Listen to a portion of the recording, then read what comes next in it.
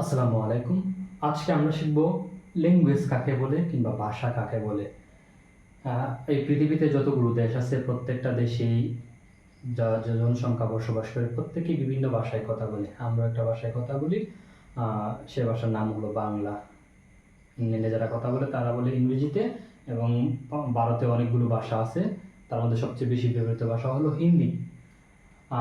মূলত কথা বলতো ভাষাটা আদতে কি, আমরা যে কথাগুলো বলি আরেকজনকে মনে বা বলি, বা নিজের অনুভূতিগুলো আরেকজনের কাছে প্রকাশ করি মূলত, তাহলে এগুলো তো মূলত ভাষা। তাহলে ভাষাটা আদতে কি? মূল ব্যাখ্যাটা হলো মনের ভাব প্রকাশ করার জন্য আমরা মুখে যা বলি কিংবা কাগজপত্রে যা লিখি তাই হলো ল্যাঙ্গুয়েজ। এটা হলো ভাষার মূল ব্যাখ্যা।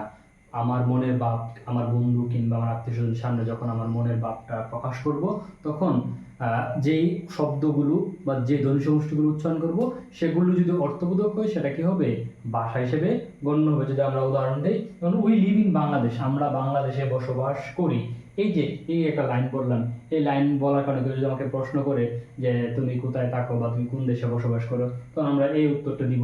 এই উত্তরটা দিলে তখন মোটামুটি একটা অর্থ দাঁড়ায়। হ্যাঁ, যারা শুনবে আমার এই কথাটা যে উই লিভ ইন বাংলাদেশে, অবশ্যই বুঝতে হবে যে আমরা বাংলাদেশের বাসিন্দা।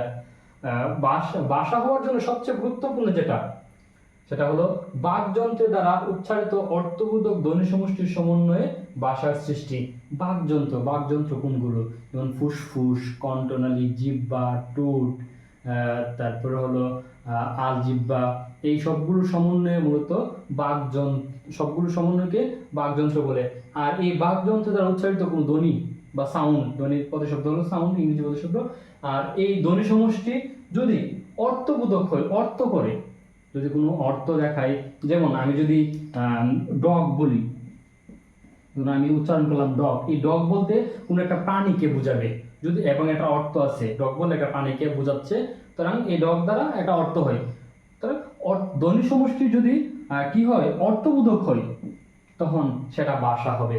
যদি উচ্চারিত ধ্বনি সমষ্টি অর্থবোধক না হয় তাহলে অবশ্যই সেটা ভাষা হবে না। যেমন আমরা যে বাংলা ভাষায় কথা বলি, বাংলা ভাষার প্রত্যেকটা শব্দের আলাদা ডিফারেন্ট অর্থ আছে।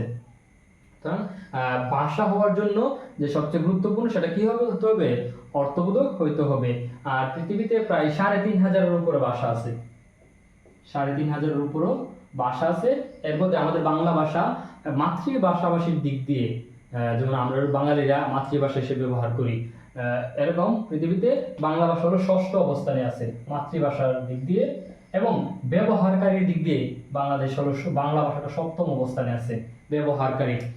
বাংলাদেশ ছাড়াও পশ্চিমবঙ্গ, আসাম, বিহার, উড়িষ্যা, এছাড়াও বিশ্বের বিভিন্ন প্রান্তে বাংলা ভাষাভাষী লোক বসবাস করে। বাংলাদেশ ছাড়াও সিয়েরা লিওন নামক পশ্চিম আফ্রিকার একটা দেশ আছে, যে দেশ বাংলাকে তাদের দ্বিতীয় মাতৃভাষা হিসেবে স্বীকৃতি দিচ্ছে। তারাও বাংলাকে একটা ভাষা হিসেবে শিখি, যেন আমরা ইংরেজিকে আমাদের দ্বিতীয় ভাষা হিসেবে শিখি।